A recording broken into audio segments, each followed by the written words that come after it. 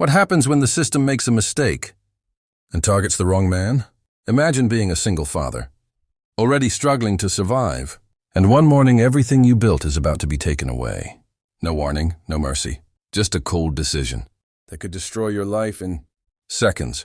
But what they didn't know is that they picked the wrong garage and the wrong man. This is a story about struggle, skill, and a moment that changed everything. Before we begin, make sure to like, share, and subscribe for more powerful stories like this. Now, let's get started. The morning air in Ohio carried a chill that seeped into Marcus Hale's bones as he stood in his driveway, staring at the unfamiliar vehicles parked outside his small home.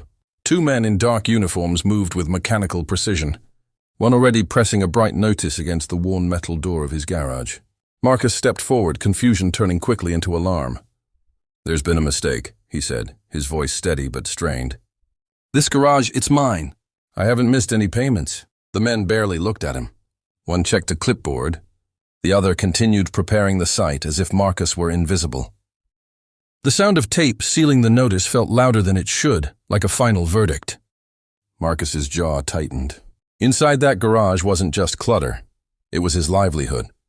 Every wrench, every tool had been earned through long nights and honest work. Since his wife passed, that space had become his survival, the only thing keeping his young daughter's life stable. He took a step closer, desperation creeping in. "Please, at least double-check." "My daughter, this is all we have." His words hung in the cold air, unanswered. The agents moved past him, beginning to secure the perimeter. A neighbor peeked through their window, sensing tension but saying nothing.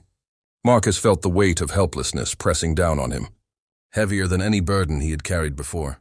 Then came the low rumble of a powerful engine approaching from down the street. Marcus turned his head slowly as a massive armored truck rolled into view, its presence overwhelming and out of place in the quiet neighborhood. Dust lifted from the road as it stopped in front of his house. The reality hit harder than before. This wasn't a warning. They were here to take everything. The armored truck sat motionless in Marcus Hale's driveway, its massive frame casting a long shadow across the cracked concrete. The crew moved quickly at first, unloading equipment and speaking in clipped, confident tones. But that confidence didn't last. When the driver attempted to engage the system, the engine responded with a violent shudder, followed by a grinding noise that made everyone freeze. He tried again, same result. The truck coughed, sputtered, and then went silent. A tense quiet settled over the scene. The supervisor frowned, signaling for another attempt. This time, the ignition sparked briefly before dying completely.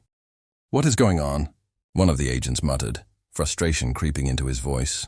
They circled the vehicle, checking panels, running diagnostics, pressing buttons that led nowhere. The machine, built to be unstoppable, refused to move an inch. Marcus watched from a distance, arms crossed, his earlier desperation now replaced with a calm, observant focus. He recognized the sound immediately. It wasn't random failure.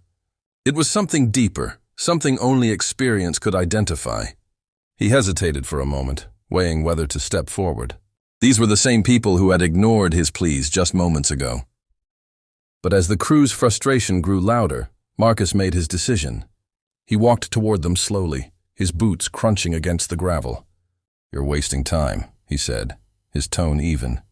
The agents turned, surprised by his sudden confidence. The supervisor narrowed his eyes. "And you think you know what's wrong?" Marcus nodded slightly, glancing at the silent truck. "I've seen this before. That system won't reset the way you're trying." There was a brief pause, tension hanging in the air as the crew exchanged uncertain looks. Pride held them back, but not for long.